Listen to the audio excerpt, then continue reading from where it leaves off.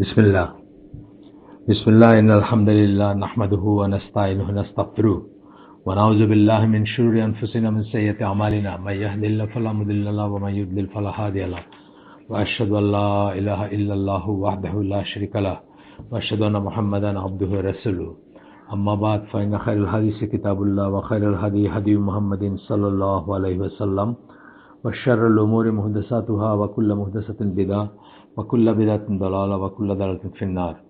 আসসালামু আলাইকুম ওয়া রাহমাতুল্লাহি ওয়া বারাকাতুহু। আমরা পড়তেছিলাম conditions and guidelines for calling people to the আকীদা অফ আহলুস সুন্নাহ ওয়াল জামাআহ। আহলুস সুন্নাহ ওয়াল জামাআর আকীদার দিকে আপনি যে মানুষকে ডাকবেন, সেই ডাকের ব্যাপারে বা সেই ডাকার ব্যাপারে, সেই দাওয়াতের ব্যাপারে কন্ডিশনস, শর্ত, শুরুত বা গাইডলাইন্স, দিক নির্দেশনা কি হবে সেগুলা, এবং আমরা 13টা পয়েন্ট কভার করছিলাম। আজকে ইনশাআল্লাহ আমরা 14তম পয়েন্ট থেকে পড়ব। 14তম পয়েন্টটা হচ্ছে, it's important to make the most of previous experience in dawah. It is important to make the most of previous experience in dawah. Dawah should not start from scratch because he is not the first person. The daiya দাওয়ার পর্যন্ত ঠিক আছে সেন্টেন্সটা, তারপরে the দাইয়া should not, মানে দায়ী আর কি বলতেছেন, should not start from scratch because he is not the first person who has come forward to serve this religion, and he will not be the last because there has never been and there will never be anybody who is above needing advice and guidance or who has got everything right or everything wrong. যেটা বলতেছেন যে আগের দায়ী ছিলেন, তাদের যে experience একদম রাসূলুল্লাহ সময় থেকে শুরু করে এই পর্যন্ত তাদের এক্সপিরিয়েন্সটাকে কাজে লাগানো উচিত। এটাকে ফ্যাক্টরি ইন্ডাস্ট্রিতে বলে ব্যালেন্সিং মডার্নাইজেশন। মানে আপনার ইন্ডাস্ট্রিতে ধরেন 10 বছর পুরানো, এখন অনেক হাইটেক জিনিস আসতেছে, আপনি দুইটা আপনি চিন্তা করেন যে আপনার আপগ্রেড করা উচিত বা আপডেট করা উচিত। আপনি দুইভাবে যেতে পারেন। একটা হচ্ছে যে একদম ফাউন্ডেশন থেকে আপনার ফ্যাক্টরিটাকে আপনি উপড়ে ফেলে দিয়ে আর একটা নতুন ফ্যাক্টরি বানাইতে পারেন একদম মডার্ন করে। আরটা হচ্ছে ব্যালেন্সিং মডার্নাইজেশন, অর্থাৎ আপনি দেখলেন যে কোন কোন জিনিসগুলোকে রিপ্লেস করলে আপনার একটা এক্সিস্টিং স্ট্রাকচারের ভিতরেই মডার্নাইজেশন হইতে পারে, বা নতুন নতুন ডিভাইসেস বা নতুন নতুন মেশিনারিজ আপনি ইউজ করতে পারেন। এটা একটা পদ্ধতি হতে পারে। তো এই মেথডোলজিতে আসলে জাপানিজ ওয়ে অফ ম্যানেজমেন্টে বা ইন্ডাস্ট্রিয়াল ম্যানেজমেন্টে এটা তারা করে, তারা স্ক্র্যাচ থেকে শুরু করে না, থুক্কু বইলা সবকিছু বাদ দিয়ে আবার জিরো থেকে শুরু করে না। এটা ইন্ডাস্ট্রির কথা বললাম বা হেভি ইন্ডাস্ট্রিজের কথা বললাম আমি, বা টেকনোলজির কথা বললাম, যে একদম গোড়ার থেকে সবকিছু বাদ দিয়ে থুক্কু বলে আবার শুরু করার দরকার নেই। দাওয়াতি কারোর ব্যাপারে এটা, আমার দাওয়াতির কাছে অনেকের কাছ থেকে অনেক কিছু শেখার আছে আমাদের। তারা ধরেন ফর এক্সাম্পল অন্যদের যে এক্সপিরিয়েন্সগুলো, আমরা তাদের সাথে অ্যাগ্রি করতে না পারি, সব কিছুতে অ্যাগ্রি করতে না পারি বা সমস্ত ফিল্ডে অ্যাগ্রি করতে না পারি, কিন্তু তাদের ভুলগুলোর থেকে আমরা শিক্ষা নিতে পারি, তাদের সাকসেসগুলোর থেকে আমরা শিক্ষা নিতে পারি। যেমন ধরেন তবলিগের কথা আমি প্রায়শই বলি, তবলিগ যে ওয়েতে মানুষের সাথে যে সুন্দর করে কথা বলে, এটা থেকে আমরা শিখতে পারি যে এইভাবে কথা বললে মানুষের কাছে গ্রহণযোগ্যতা পাওয়া যায়, সুন্দর করে কথা বলা। অথবা হেফাজতের ব্যাপার থেকে হেফাজত যে ভুলটা করছে সেখান থেকে আমরা শিক্ষা নিতে পারি যে আমরা যেন কখনো এরকম ট্র্যাপে না পড়ি, যে এই ট্র্যাপে পড়ে তারা তাদের মানুষজনকে মৃত্যু মুখোমুখি হইতেছে বা গুলি খাইতে হয়েছে বা অ্যান্ড সো অন। তো আমরা যেন ওইসবে না পড়ি। মোট কথা হচ্ছে যে স্ক্র্যাচ থেকে শুরু করে নিজের একটা মেথোডোলজি, নিজের একটা ওয়ে অফ, মানে আমি এরকমই করবো বা এরকমই, সেটা না করে আমরা একদম বললাম তো যে নবীর সময় থেকে নিয়ে এই পর্যন্ত সবার কাছে আমাদের শিখার আছে। যেমন ধরেন ইমাম মালিকের একটা আসার আমরা বলি যে যারা যা দিয়ে এই উম্মার, মানে আমি জিসটা বলতেছি, যা দিয়ে এই উম্মার প্রথম জেনারেশনের পরিবর্তন হয়েছিল বা প্রথম জেনারেশনের হেদায়েত হয়েছিল, সেই একই জিনিস দিয়ে এই উম্মার শেষেরও হেদায়েত হইতে হবে, অর্থাৎ নতুন কিছু ইন্ট্রোডিউস করা যাবে না। যেটা ওনারা করছিল, ওনারা যে পদ্ধতিতে করছিল বা যা করছিল, যেভাবে করছিল, সেটাকেই মানে অনগোয়িং একটা প্রসেস হিসাবে করতে হবে। আর আরেকটা জিনিস যেটা বলি যে এটা একটা রিলে রেসের মতো ব্যাপার আর কি। একজন ধরেন কমপ্লিটলি করতে পারলো না, একজন যেখানে শেষ করলো সেখান থেকে একজন শুরু করলো, এরকম একটা ব্যাপার আছে যে আপনি আপনার লাইফ টাইমে সব কিছু হবে এমন কোনো কথা নেই। আমি অনেক সময় আইসিডির কথা বলি। আইসিজি ভাইদের সাথে কথা বলতে গিয়ে বলি যে দেখেন আমি হয়তো এরকম ডিনামিক না বা আমার এক লাইফ টাইমে হইলো না, আপনারা ইউ স্টার্ট ফ্রম আমি যেখানে শেষ করবো সেখান থেকে করেন। অনেকে অনেক সময় আমাদের কোর গ্রুপের ভাইরা বলে না বা আমাদের একদম ক্লোজ যারা তারা বলে না, বাট বাইরের অনেকেই মনে করতে পারে যে তুমি কি করলা, মানে একটা ভালো করে একটা ক্যাম্পাস হইলো না, ভালো করে জায়গা হইলো না, জমি হইলো না, একটা প্রতিষ্ঠান হইলো না, একটা বিল্ডিং হইলো না, কত মানুষে কত কম সময়ের ভিতরে কত বড় বড় বিল্ডিং টিল্ডিং বানায়, মানে ক্যাম্পাস ট্যাম্পাস বানায়, জায়গা জমি মানুষের কাছ থেকে মানে যেভাবেই হোক আদায় করে বা ই করে কত সাকসেসফুলি। এখন সবাইকে দিতে সবকিছু হবে না, বা সবাই এক লাইনে কাজ করার আহ, আহ, মানে ক্যাপাবিলিটিও নাই, আল্লাহ দেনও নাই সেটা। আপনি ধরেন যে রাসূল সাল্লাল্লাহু আলাইহি ওয়াসাল্লাম যে ভিত্তিতে স্থাপন করে গেছিলেন, তার উপরে সারা পৃথিবীর সমস্ত আজকে যা দেখতেছেন ইসলামের যেটুকুই অ্যাচিভমেন্ট, যেটুকুই বিস্তৃতি, যেটুকুই এক্সপানশন, যেটুকুই মানুষের ভিতরে ছড়াইছে বা সারা পৃথিবীতে যে এই 150 কোটি মুসলমান আছেন, সেটা ভিত্তিটা কিন্তু অত্যন্ত ছোট পরিসরেই ছিল। এটাকে মানে মেনি মেনি ফোল্ড করছেন হচ্ছে ওমর রাদিয়াল্লাহু আনহু।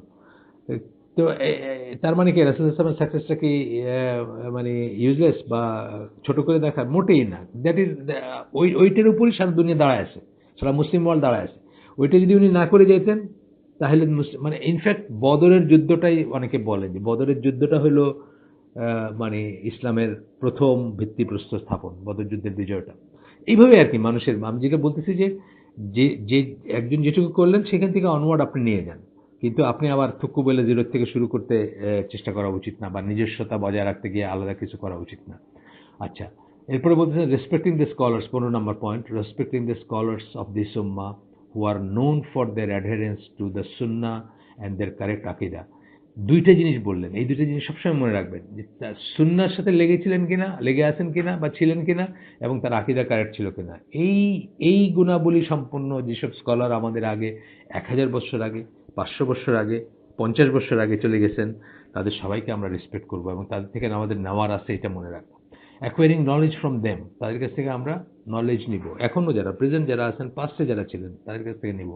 Respecting them and not looking down on them. আজকালকার অনেকেই বাচ্চা ছেলেরা মোচ জ্বালানে ভালো করে, তারা দুই চারটা ইউটিউব ভিডিও দেখা আর জিহাদি দেখা আমাদের এইসব আলেমদেরকে তুচ্ছতাচ্ছিল্য করার চেষ্টা করে, তাদের পিছনে নামাজ হবে কিনা এটাই করে, এরা নাকি সরকারি আলেম, এরা নাকি দরবারি আলেম, নজবিল্লাহ। কত কিছু শেখার আছে এই এই ইসে। যখন আমরা এই যে পলিটিক্সের উপর যে একটা চ্যাপ্টার ছিল ওটা যখন পড়ছি, তখন আমরা দেখছি যে আমরা কিছুই জানতাম না যে পলিটিক্স নিয়ে, রাষ্ট্রনায়ক নিয়ে, রাষ্ট্রযন্ত্র নিয়ে বা লিডার নিয়ে যে সমস্ত ইসলামের যে সমস্ত অব্লিগেটরি জিনিস আছে, আমরা কিছুই জানি না বাংলাদেশের মানুষরা, কিন্তু আমরা সমালোচনা করার সময় করে ফেলতেছি। যাই হোক, refraining from slandering their honour, slandering their honour, তাদেরকে যেন তাদের সম্মানহানি যেন আমরা না করি। এই যে আমাদের সাইফুল্লাহ ভাইরা এদের কত পড়াশোনা, 16 বছর 18 বছর মদিনা ইউনিভার্সিটি থাকছেন, পিএইচডি করছেন ফিকের উপর, উসুল ফিকের উপর, কত পড়াশোনা এদের, কত কত মানে কি বলবো, মানে কত লাইনে ওনাদের নলেজ, কত ডিপ এবং কত ওয়াইড তাদের নলেজেরই বেস, কল্পনা করা যায় না। সেখানে দেখবেন যে আপনার ইন্টারমিডিয়েট পাস করছে, ইউনিভার্সিটির ফার্স্ট ইয়ারে পড়ছে, দুইটা ইংরেজি বই পড়ছে, দুইটা জেহাদি ভিডিও দেখছে, ওনাদের উপর বলতেছে এনারা নাকি মানে গ্রহণযোগ্য না, এনাদের পিছনে নাকি নামাজ পড়া উচিত না, নাউজুবিল্লাহ।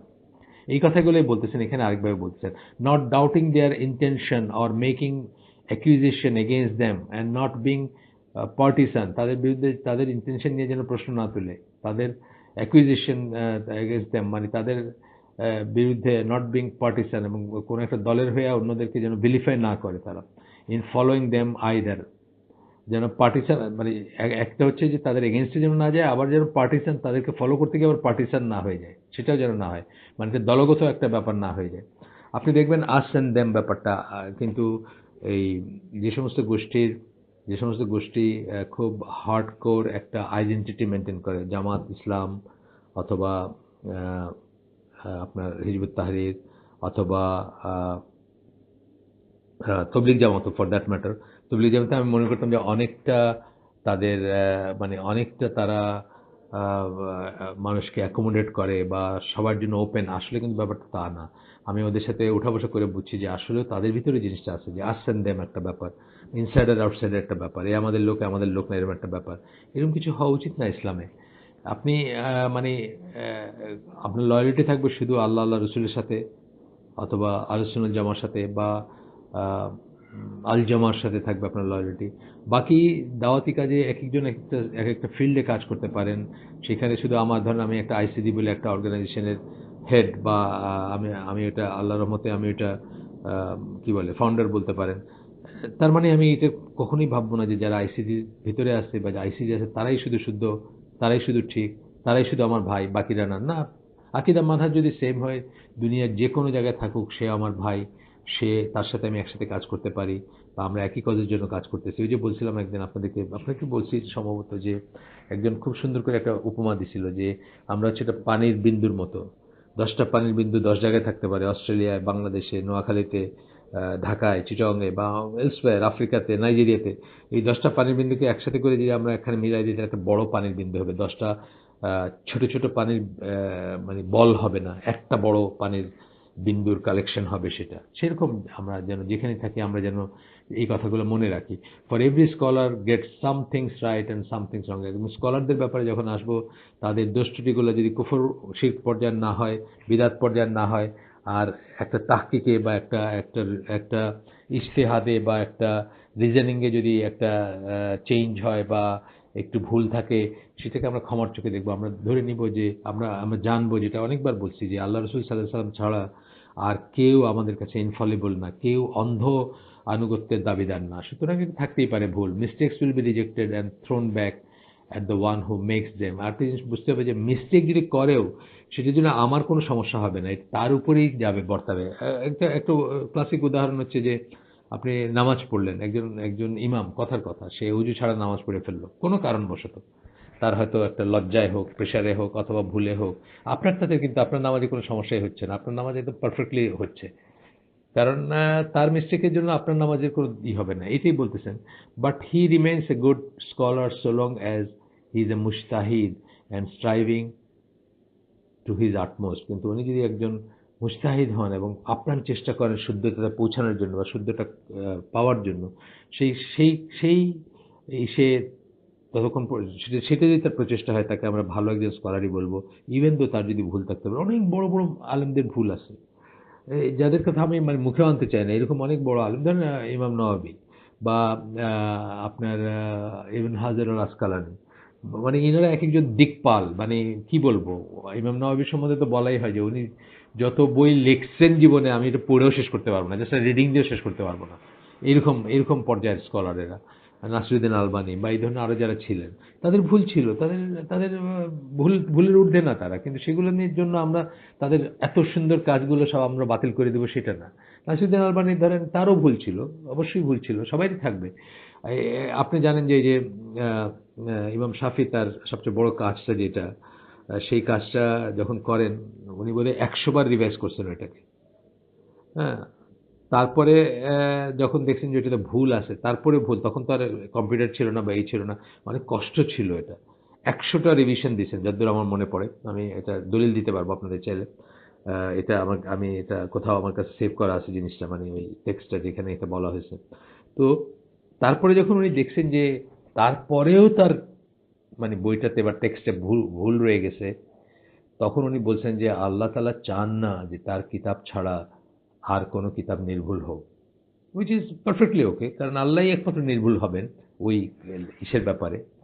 অ্যাবসলিউট সেন্সে আল্লাহ একমাত্র নির্ভুল, আর সবাই ভুল আছে। আর নবী পয়গম্বরদের ব্যাপারে তারা মাসুম এবং তাদের ভুলগুলো আল্লাহ রেখে দেননি। তারা যে আমাদেরকে বাণী যেটা পৌঁছায় দিয়ে গেছেন, তার ভিতরে কোনো ভুল থাকতে পারে না, সেটা আল্লাহ দ্বারা প্রোটেক্টেড, সেটা শুদ্ধ করে দিচ্ছেন আল্লাহ, যদি থেকেও থাকে কোনো ভুল। আর ব্যক্তিগত লেভেলে তারা হয়তো ভুল করছেন, সেটা আলাদা জিনিস। মানে ব্যক্তিগত মানে দুনিয়াবি কাজে সেটা করতেই পারেন, ভুলে গেছেন বা ভুল করছেন, সেটা করতেই পারেন। কিন্তু এগুলো কিছুই আমাদের সমালোচনার বস্তু না, আমাদের সমালোচনার ঊর্ধ্বে। আচ্ছা, আসেন এরপরে আসতেছি আমরা 16 নম্বর পয়েন্টে। Thinking positively of the Muslims, interpreting their words in the best possible sense and concealing their faults. একজন মুসলিম সম্বন্ধে আমরা সবসময় ভালোটা চিন্তা করব। যখনই একটা ডাউটের প্রশ্ন আসবে, তখন ডাউটটা, বেনিফিট অফ ডাউটটা তাকে দিব। অর্থাৎ ধরেন ধরেন আমি একটা উদাহরণ দিই, অনেক সময় বলি আমি যে একজন লোক আপনার সাথে প্রতিদিন দেখা হয়, প্রতিদিন সালাম বিনিময় হয়। একদিন আপনি সালাম দিলেন, উনি একটা ব্ল্যাঙ্ক লুক দিল এবং উত্তর দিল না আপনাকে। আপনার মনে আসতেই পারতো যে দেখো না কত ফুটানি, সালাম দিলাম উত্তর দেন না। আপনি একটু চিন্তা করবেন না, আপনি বরং তাকে তাকে বেনিফিট অফ ডাউট দিবেন যে ওনার হয়তো কোনো একটা সমস্যা আছে, কোনো একটা প্রবলেম নিয়ে চিন্তা করতেছেন, বা বাড়িতে কোনো একটা সমস্যা হয়েছে, বা জীবনে কোনো একটা সমস্যা হয়েছে, যে জন্য একটা ব্ল্যাঙ্ক লুক দিচ্ছেন, হয়তো আমার সালামটা উনি খেয়ালই করেন নাই। এইভাবে সবসময় পজিটিভ জিনিসটা ভাববেন এবং তাদের ফল্টগুলো কাউন্সিল করবেন। ফল্টগুলো কাউন্সিল আমাদের ইমাম নওয়াবির গীবতের বইটা হয়তো পড়বো কখনো, গীবতের ইসে আপনারা জানেন যে 6টা ক্লজে কারো একটা ফল্ট এক্সপ্রেস করা যেতে পারে এবং সেগুলো প্রত্যেকটা জরুরত আছে, মানে প্রয়োজন আছে সেগুলার। যেমন ধরেন কেউ একটা আপনাকে জিজ্ঞেস করলো যে অমুকের ছেলের সাথে আমার মেয়ে বিয়ে দিব, বলেন তো ছেলেটা কেমন। আপনি জানেন ছেলেটা জুয়া খেলে, আপনি নিজে দেখছেন জুয়া খেলে বৈশা দৌড়াইছে আপনারা দেখেন, হ্যাঁ, বা এটাই তার স্বভাব। আপনি এখানে খুব ভদ্র হয়ে গিয়ে বললেন যে না না না ছেলেটা খুব ভালো, মানে এই অ্যাপ্রিসিয়েশন আল্লাহ বা আল্লাহ রসুল বা ইসলাম আপনাকে করতে বলে নেই। এখানে আপনার বলা উচিত যে হ্যাঁ, সেটা তো হাদিস থেকে আসতে দলিল বা সুন্নাত থেকে আসতে দলিল। এখানে আপনাকে বলতে হবে যে না এই ছেলেটা তো জুয়া খেলে, এর স্বভাব ভালো না, আমি যতদূর জানি এর সাথে মেয়ে বিয়ে দেওয়া উচিত না ভাই, এতে কোনো গিবত না, এটা ঠিকই আছে, এটা ওটার ভিতর পড়ে না। কাউন্সিলিং দেয়ার ফলস মানে যেটা বলার কোনো দরকার নেই আপনার, যেটা বলে কোনো বেনিফিট নেই আপনার, বা এটা কোনো যেটা বলার কোনো প্রয়োজন নেই বা অব্লিগেশন নেই, সেটার কথা আসতেছে। whilst not neglecting to point them out to the one who is at fault, কিন্তু আহ, এটাকে এক্সপোজ করলেন না, কিন্তু তাকে যদি আপনি শুধরায় দেন, যেমন ধরেন আমাদের মসজিদগুলোতে মাঝে মাঝে মনে করি যে আহ, এটা চেষ্টা করা উচিত শুধরায় দেওয়ার। ধরেন আমি গপ্প করতে পারি, মসজিদে জনকে গপ্প করি, দেখো না কেমনে এত তাড়াহুড়া কেন, এত তাড়াহুড়া মসজিদে আসতে কেন, ইটস ভেরি রং, এটা কথাটা রং। ফরজ নামাজ পড়ে হয়তো কেউ বাইরে হয়ে আসতে চেষ্টা করতেছে, এই সময় কিন্তু অধিকাংশ মানুষ খুব অপছন্দ করে এটাকে, বিশেষ করে ধরেন মাগরিবের সময়, ঈশার সময় খুব অপছন্দ করে। ফজরের সময় তার ফরজ নামাজ এই লাস্টে হয়, সুতরাং এটাতে সমস্যা নাই। কিন্তু মাগরিব এশাতে দেখা যায় যে এই নামাজগুলো সবাই কায়েম, মানে যারা মানে মসজিদে নামাজ পড়তে আসে অধিকাংশ এই নামাজগুলা সুন্নত নামাজগুলো এখানে পড়ে এবং শেষ করে তারপরে যায়।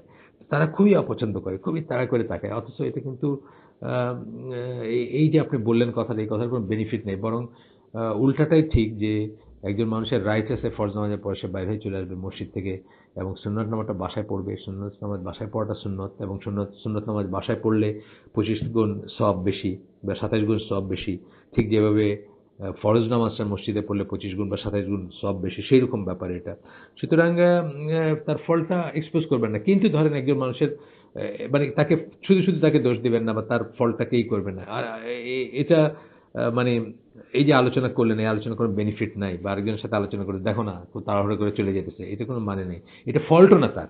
আচ্ছা, ফল্টের কথা বলি আরেকটা, যেমন ধরেন আমাদের এখানে আমাদের মসজিদগুলোতে যেটা খুব কমন একটা ফল্ট, সেটা হচ্ছে যে একজন লোক সকালে মর্নিং ওয়াকে যাওয়ার জন্য পিটি শু জুতা নিয়ে আসছে, আইসা চেয়ারে বসে নামাজ পড়তেছে, ফরজ নামাজ পড়তেছে চেয়ারে বসে। হইতে পারে তার কোমরে ব্যথা আছে বা কিছু আছে, কিন্তু সে যখন হাঁটতে পারছে, সকালে মর্নিং ওয়াকে যাবে, সে দাঁড়াইতেও পারবে, সুতরাং তার উচিত ছিল দাঁড়ায় শুরু করা নামাজ, যেখানে গিয়ে তার রেস্ট্রিকশন সেখানে সে বসলো বা ই করলো। কিন্তু অনেক মানুষ এটা করে না। এখন এইটা যদি আপনি থার্ড একটা পার্সনের সাথে আলাপ করেন, এটা কোনো বেনিফিট নাই, শুধু শুধু শুধু তার ফলটা আপনি দেখালেন। কিন্তু তাকে যদি আপনার বলার স্কোপ থাকে, তাকে অবশ্যই বলবেন যে দেখেন আপনার নামাজ পসিবলি হচ্ছে না, কারণ নামাজ, ফরজ নামাজের রোকন হচ্ছে দাঁড়ায় আপনি নামাজ পড়বেন। নামাজের একটা বিকল্প নাম কিয়াম, আপনারা জানেন তো, কিয়ামুল লাইল বলি যেরকম আমরা, সুতরাং দাঁড়ায় নামাজ পড়া অত্যন্ত ইম্পর্টেন্ট। একেবারেই যদি আপনি দাঁড়াইতে পারতেছেন না, মুমূর্ষ রোগী, তাহলে আপনি চিত হয়ে শুয়েও নামাজ পড়তে পারেন, দ্যাট ইজ ডিফারেন্ট। কিন্তু আপনি যেখানে মর্নিং ওয়াকে যাওয়ার জন্য পিটি শু পরে আসছেন, তারপরে আপনি মানে বসে নামাজ পড়তেছেন, এটা অ্যাকসেপ্টেবল না। যাই হোক, এই এরকম জিনিসগুলো আসবে এখানে।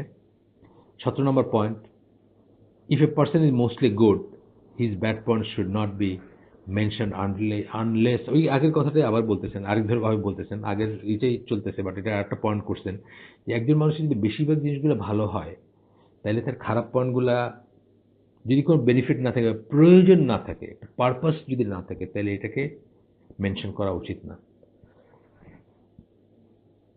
এই যে বললাম আমি যে একজন মানুষ 5 ওয়াক্ত নামাজে আসতেছে, উনি হয়তো জিনিসটা জানে না, এটা এটা কাউকে বললে কোনো পারপাস সার্ভ হবে না, অন্য আরেকজনের বললে কোনো পারপাস সার্ভ হবে না। তাকে যদি সুন্দর করে বলতে পারতেন, অথবা ইমাম সাহেবকে বলতে পারেন যে ইমাম সাহেব যদি বলেন তার খুতবাতে বা আদারওয়াইজ অন্য সময় বলেন যদি, তবে একটা কাজ হতে পারে। কিন্তু আপনি যদি অন্য একজন মানুষের সামনে তাকে অপমান করেন, অন্য একজন মানুষকে বলেন এবং সে যদি বুঝে বলতে চান, সে হয়তো আরও অ্যারোগ্যান্ট হয়ে যেতে পারে যে তোমার কী হয়েছে, বা আরেকটা মানে শুনলেই না আপনার কথা কোনো। তো এটাই বলতেছেন যে যে যদি বেশিরভাগ জিনিসগুলো তার ভালো হয়, তাইলে তার খারাপ জিনিসটা এক্সপ্রেস করা উচিত না, যদি না সেটা একটা পারপাস সার্ভ করে। পারপাস সার্ভ করলে কিন্তু বলতে হবে। পারপাস সার্ভ করলে বলতে হবে, ওই যে বললাম যে একজন মানুষের আহ, ধরেন বেশিরভাগ জিনিস ভালো, কিন্তু বেশিরভাগ জিনিস ভালো, কিন্তু উনি টাকা নিলে, টাকা ধার নিলে টাকা ফেরত দেন না। এটা আপনি জানেন যে ওনার সব কিছু ভালো, উনি মানে আর কোনো জিনিসের কোনো সমস্যা নেই, কিন্তু নামাজ পড়েন, আর বাকি সব ঠিক আছে, কিন্তু ওয়ান্স ইন ওয়াইল কারোর থেকে টাকা ধার নিলে সেটা আর ফেরত দেন না, যে কারণে হোক ফেরত দেন না। এখন এইটা কখনো আরেকজনকে বলাটা একটা পারপাস সার্ভ করতে পারে, যে ভাই ওনাকে, আপনি দেখলেন উনি টাকা চাইতেছেন একজনের কাছে, অথবা মনে হচ্ছে আপনার যে ওনার সাথে একটা মানে আন্ডারস্ট্যান্ডিং চলতেছে বা একটা কথাবার্তা চলতেছে, টাকা টাকা ধার দিবেন বা ই করবেন, তখন আপনি যিনি ধার দিবেন তারা বললেন যে ভাই উনি কিন্তু টাকা নিলে টাকা ফেরত দেন না। এটা কি হলো? একটা পারপাস সার্ভ করলেন, আপনি আরেকজনকে একটা ট্র্যাপে পড়ার থেকে বাঁচালেন। অথচ ওই লোক নামাজ পড়ে, ওই লোকের বাকি সব কিছুই ভালো, এর থাকে না আমাদের অনেকের, অনেক মানুষের আছে সব কিছু ভালো, জাস্ট একটা দোষ, সিগারেট খায়, কথার কথা। এরকম অনেক মানুষ পাবেন আপনি, সব কিছু ভালো, মানে এক্সেলেন্ট মানুষ, কিন্তু একটা দোষ, যে সিগারেট খায় সে। তো এই ধরনের থাকতে পারে মানুষের, যে বেশিরভাগ ভালো থেকে একটা দোষ থাকতে পারে, এবং এই দোষটা আপনাকে মেনশন করাতে কোনো পারপাস যদি সার্ভ না করে, তাহলে আপনি সেটা করবেন না, এটাই বলতেছে। If a person is mostly bad, his good point should not be mention. এখানে খুব ইম্পর্টেন্ট একটা কথা বলছেন, এতক্ষণ আমরা যে লাইনে কথা বলতেছিলাম তার থেকে একটু সরানো এই লাইনটা। একজন মানুষ যদি বেশিরভাগ সময় খারাপ থাকে, তাইলে তার ভালো জিনিসগুলা মেনশন করবেন না, লেস দ্যাট কনফিউজ দ্য মাসেস। আপনি এখন দেবদাস, দেবদাসের চরিত্র পড়ছেন না? মদ খায়, বেশ্যাখানায় যায়, কিন্তু তারে দেবদাসের যিনি লিখছেন শরৎচন্দ্র চট্টোপাধ্যায়, উনি কি করছেন? তার চরিত্রটাকে কিন্তু মহান করে তুলছেন, তাই না? অ্যাপারেন্টলি সে কিন্তু, তার চরিত্রটা কিন্তু খুব অ্যাট্রাকটিভ একটা চরিত্র, বা খুব সিম্প্যাথি জাগে তার প্রতি, এরকম করে লিখছেন না? আমি বহু আগে পড়ছি, হয়তো 50 ইয়ার্স আগে, হয়তো ভুলেই গেছি আমি আসলে, কিছু কিছু যেটুকু মনে পড়ে আর কি। কিন্তু তার চরিত্রটা কিন্তু এমন করে তুলছেন যে একটু আয়েশি, একটু বখাটে, একটু বড়লোকের ছেলেদের কিন্তু আইডিয়াল হচ্ছেন দেবদাস। এইটা কখনো করবেন না। আপনি বললেন যে ও সিনেমার হিরো হইলে কি হয়েছে, বা সিনেমার হিরোইন হইলে কি হয়েছে, ওর কিন্তু অনেক ভালো গুণ আছে, ও সারা দুনিয়ার সামনে কাপড় খুলে নাচে, কিন্তু হইলে কি হবে, ও কিন্তু আবার খুব মানে দানশীলা। এটা এটা মেনশন করবেন না। কেন করবেন না? মানুষ কনফিউজড হয়ে যাবে, মানুষ মনে করবে যে এইরকম হয়েও সে ভালো হইতে পারে, বা এরকম মানুষরাও হইতে পারে, বুঝছেন না? তো এটা এটা এটা চিন্তা করবেন, যে যারা অধিকাংশ জিনিস যাদের খারাপ, আমরা অনেক সময় অনেকে অ্যাপ্রিসিয়েট করে ফেলি, যে এরকম এরকম নামাজ নামাজ পড়ে না, সিগারেট খায়, গান গায়, কোনো একজনের কথা, একটা পলিটিক্যাল ফিগারের কথা বলতেছি, মানে আর আর বেশি বললে হয়তো আপনার চিনে যাবেন, মারা গেছেন উনি। মৃত্যুর পরে বাইরেরা কোনোদিন শুনিনি আগে, মৃত্যুর পরে শুনলাম উনি খুব দানশীল ছিলেন, ওনার কাছে গিয়ে কেউ খালি হাতে ফিরে আসতো না। এই যে ওনার হান্ড্রেডস অফ ভাইসেসের সাথে আপনি যে একটা গুণ, খুব একটা, এটা অনেকে মনে দাগ কাটতে পারে যে ওইরকম হয়েও ভালো থাকা যায়, বা কনফিউজ হয়ে যেতে পারে মানুষ, এটা করবেন না। তাহলে এই পয়েন্টটা আরেকবার বলি আমি, যার বেশিরভাগ জিনিস খারাপ, তার যদি দুই একটা দোষ থাকে, কোনো বেনিফিট না থাকলে বা পারপাস সার্ভ না করলে সেটা মেনশন করবেন না। যার বেশিরভাগ জিনিস খারাপ, তার যদি এক একটা গুণও থাকে, সেটাও মেনশন করবেন না, কারণ তাতে কি হবে, তাতে হয়তোবা মানুষ কনফিউজড হয়ে যাবে তার সম্বন্ধে, এবং সত্যাসত্য সম্বন্ধে বা ভালো মন্দ সম্বন্ধে কনসেপ্টটাই হয়তো চেঞ্জ হয়ে যাবে। 18 number point, using the terminology of শরিয়া, খুব ইম্পর্টেন্ট, শোনেন দেখেন কিভাবে আসে। বিকজ এটা আমার খুব খুব মজা লাগে এই পয়েন্টটা পড়লে, যে এখানে আমাদের ইসলামিস্টরা অথবা আমাদের ইরা অনেক সময় শর্টকাট নেন, শর্টকাট নিতে গিয়ে একটা মানে কি বলবো, প্যালেটেবল বা অ্যাকসেপ্টেবল একটা টার্ম ইউজ করে কথা বলেন। এখানে কি বলছেন? ইউজিং এ টার্মিনোলজি অফ শরিয়া because of its precise meaning, avoiding foreign words and distortion. শরিয়ার যদি একটাই, সেটা সেই কথাটাই বলবেন, বিদেশি শব্দ দিয়ে এটাকে ডিস্টোর্ট করবেন না। ফর এক্সাম্পল, সেইং সুরা ইনস্টেড অফ ডেমোক্রেসি, সুরা বলেন, ডেমোক্রেসি বললেন না। সুরা আর ডেমোক্রেসির ভিতর আকাশ পাতাল তফাৎ, কিন্তু শুনলে মনে হবে একই ধরনের জিনিস বোধহয়। আপনি সুরার জায়গায় ডেমোক্রেসি বলবেন না, ডেমোক্রেসির জায়গায় সুরা বলবেন না, মানে আকাশ পাতাল তফাৎ। বলেন সুরা, ডেমোক্রেসি বলবেন না। বলেন সালাত, নামাজ বলবেন না। বলেন সিয়াম, রোজা বলবেন না, মানে স্লোলি স্লোলি হবে ইনশাল্লাহ, আমরা একদিনে সব পারফেক্ট হয়ে যাব না। বলেন আল্লাহ, খোদা বলবেন না। বলেন আরো এরকম যেগুলো আছে, যে সমস্ত ব্যাপারগুলো আছে সেগুলা বলবেন, মানে ইসলামিক টার্মটা বলবেন, অন্য টার্মটা বলবেন না। এমনকি যদি ওটা সারা জীবন শুনছেন বা করে আসছেন তাও বলবেন না। হ্যাঁ, বলতে বলতে দেখেন অনেক জিনিস কিন্তু আমরা মানে খোদাটা একটা গর্হিত শব্দ, খোদা হাফিজ বা খোদা যেটাকে বলা, কিন্তু গর্হিত শব্দ, কিন্তু আমরা কিন্তু অকাতরে বলতে পারি বা বলি, আমরা কোনো কিছু মনে করি না, বরং আরো রিলিজিয়াস একটা ফ্লেভারও থাকে খোদা হাফিজ যখন কেউ কাউকে বলতেছে। না, এটা আমরা বলবো না। একইভাবে কোরআন শরীফ বলবো না। কোরআন শরীফ আমার মুখে চলে আসে এখনো, কারণ সারা জীবন বলছি। কোরআন শরীফ বলবো না। কোরআনে 55টা নামে কোরআনকে নিজে, কোরআনের ভিতরে কোরআনের 55টা নাম আছে, ভ্যারিয়াস নাম। কোরআন, আল কোরআনুল করিম, কোরআন মজিদ, হ্যাঁ, কিতাব, হাদিস, জিকির, কত নামে আসছে কোরআনে, হ্যাঁ, ফুরকান। যেটা আপনার পছন্দ হয় বা যেটা অ্যাপ্রোপ্রিয়েট হয় কোনো একটা ইসের জন্য, বক্তব্যের জন্য বা কোনো একটা ইসের জন্য, সেটা বলেন, মানে এইটা ইউজ করবেন না। একইভাবে আমরা একেবারে প্রয়োজন না হলে গড বলবো না, আল্লাহ বলবো। একেবারে প্রয়োজন বলতে মানে এখানে রিলেট করতেছেন প্রাথমিকভাবে কোনো কাফের বা মুশরিকের সাথে বা ফরেনারের সাথে, তখন হয়তো আপনি বললেন। কিন্তু না হলে আমরা কি বলবো? আমরা আল্লাহ বলবো, আমরা অন্য কিছু বলবো না। এরকম আরো আমি অন এন্ড অন যেতে পারতাম আর কি, অনেক কিছু আছে আরো, সেগুলো আমরা ইনশাল্লাহ আহ, চেষ্টা করব। যেমন মালয়েশিয়া, সিঙ্গাপুর, ওইসব জায়গায় হারি রায়া বলে ঈদকে, বড়দিন। এটা বলবো না আমরা, এটা বলা উচিত না। ইট ইজ নট বড়দিন। হারি রায়া বড়দিন না। ইসলাম মানে, মানে ওদের বড়দিন আমাদের বড়দিন। হারি রায়া পুয়াসা, হারি রায়া হাজি, মানে এই ধরনের নাম আছে মালয়েশিয়া, ইন্দোনেশিয়ার ভাষায় আছে। আমাদের দেশে এখনো হয় নাই, কোনোদিন হয়ে যাবে। উৎসব নিয়ে যেরকম মাতামাতি চলতেছে, কি ধর্ম যার যার উৎসব সবার, কোন দিন এটা আবার একটা কিছু বলে দিবে আর কি নাম। নজবিল্লাহ। 19, the correct stance towards mazhab of fiqh. ফিক বেস যে মাযহাব আছে, যেগুলোকে আমরা স্কুল অফ থট বলি, স্কুলস অফ থট বলি। একটা জিনিস বুঝবেন যে আসলে আহ, যে মাযহাবগুলা, মেজর মাযহাব যেগুলো, আসলে তো শতখানিক বা শতখানিক না, মানে কয়েকশো মাযহাব ছিল।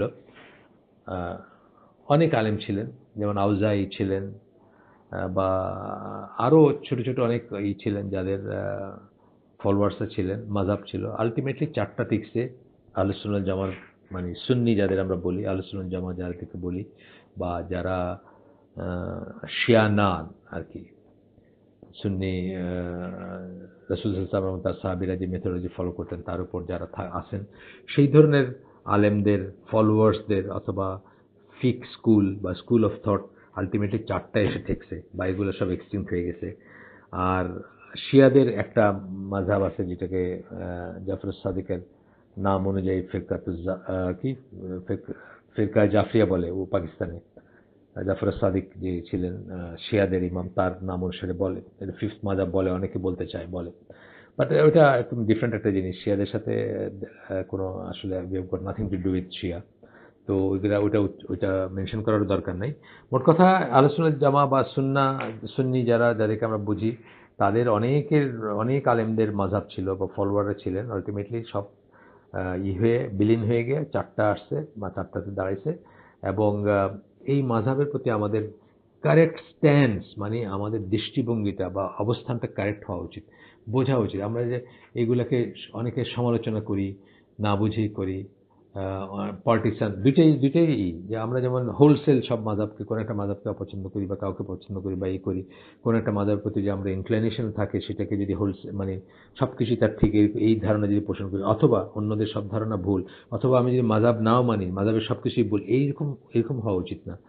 এরকম হওয়া উচিত না। এবং এরকম একটা জিনিস বুঝতে হবে যে ডিফারেন্সটা আসছে ফিকে। ফিক মানে ফতোয়া যেখানে আসছে, মানে এটা কিভাবে করব, এটা কিভাবে করব, এটা কিভাবে, এখানে আসছে। কিন্তু আকীদায় কিন্তু কোনো ডিফারেন্স নাই, বিলিফ সিস্টেমে কোনো ডিফারেন্স নাই।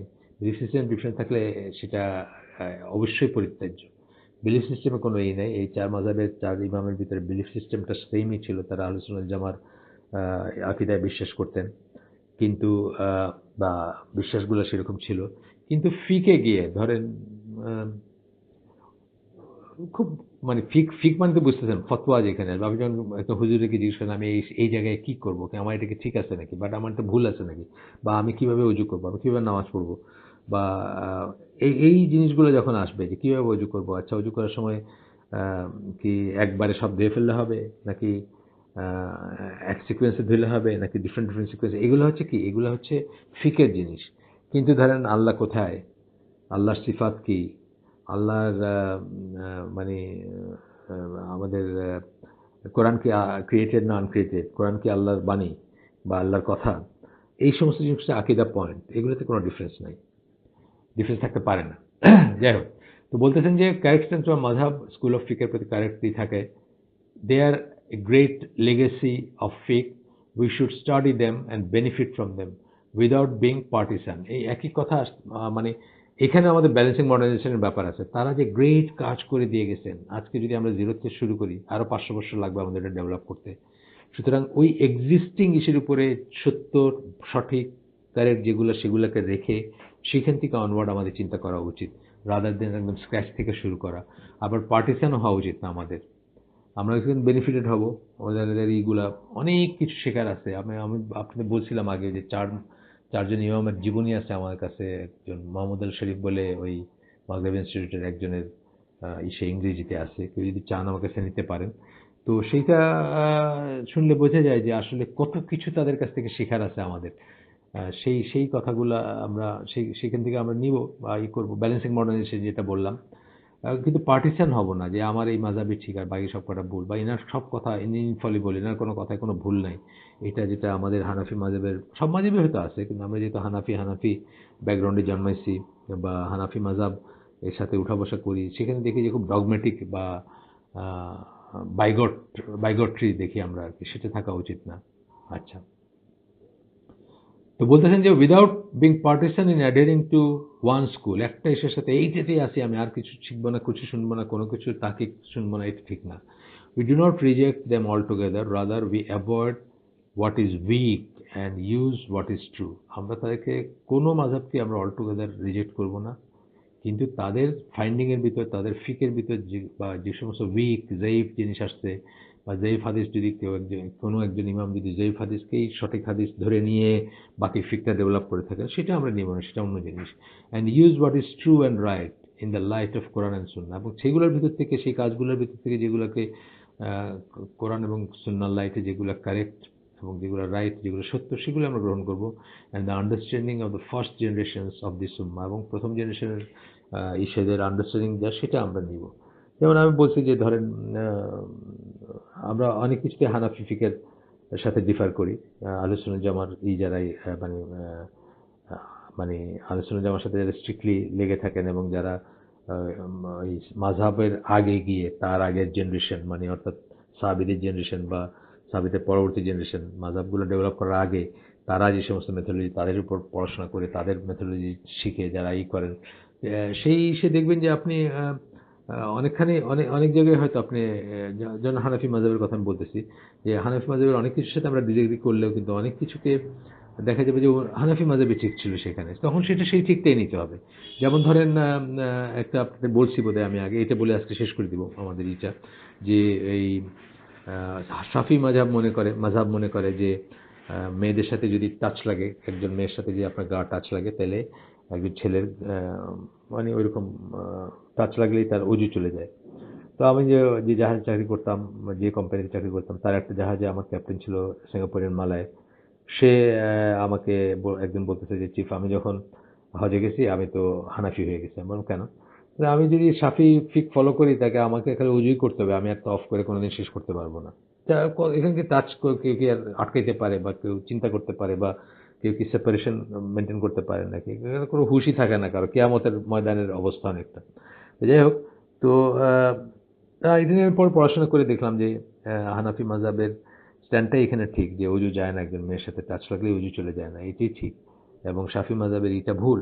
এখন একজন শাফি মাযহাবের মানুষের তখন উচিত কি হানাফি মাযহাবের এই ফিকটা গ্রহণ করা, এইটাই বলতেছেন এখানে আর কি, যে যেটা কোরআন এবং সুন্নাহর সাথে এবং understanding of the first generations of this উম্মাহ, সেটার সাথে যায় যেটা, সেটাই আমাদের গ্রহণ করা উচিত।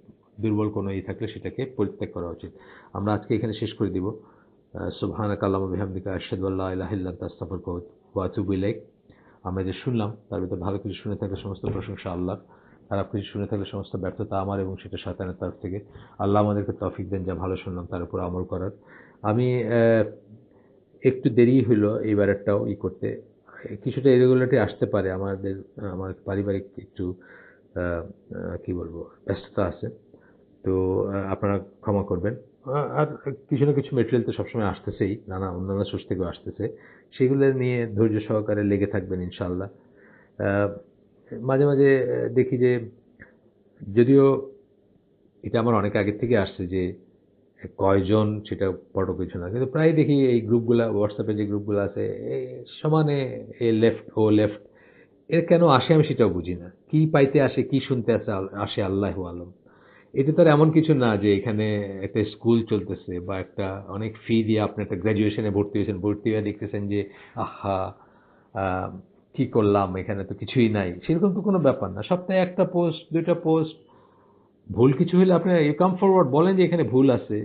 এইসব খেলনালা যে কেন করে মানুষ আমি বুঝি না। জয়েন করার সময় একেবারে রিকোয়েস্ট করে এই জয়েন ওই জয়েন, তারপরে দেখা গেল যে এই লেফট, এটা left, A left, be left.